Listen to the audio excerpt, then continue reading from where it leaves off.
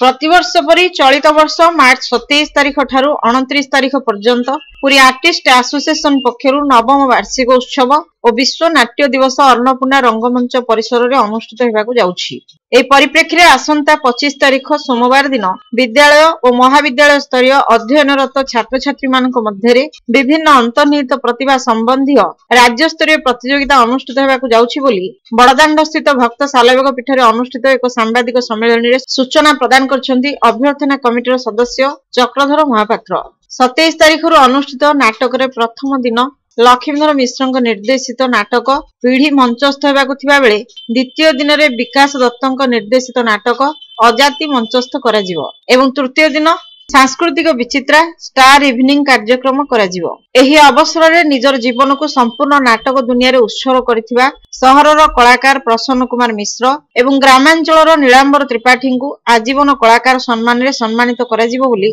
स्थिर करा जायछि, जेउथिरे पुरी सहर तथा आखपाख अंचलर कलाकार माने मंच रे नृत्य एवं संगीत परिवेषण करिवे। अन्य मानक मध्यरे अभ्यर्थना कमिटीर सभ्य डॉक्टर राधेश्याम रथ, अनुष्ठान सभापति भरत नायक, कार्यकारी सभापति कृष्णचंद्र साहू, उपसभापति सविता हरिचंदन, साधारण संपादक शक्ति प्रसाद महांती, कोषाध्यक्ष समीर शतपथी, अतिरिक्त संपादक भारती महापात्र, आजीवन सदस्य श्याम प्रकाश सेनापति प्रमुख उपस्थित थिले। समस्त कार्यक्रम को अनुष्ठान सदस्य शुभस्मिता राउतराय, अभिनव दास, सांस्कृतिक संपादक प्रताप कुमार साहू परिचालना करथिले।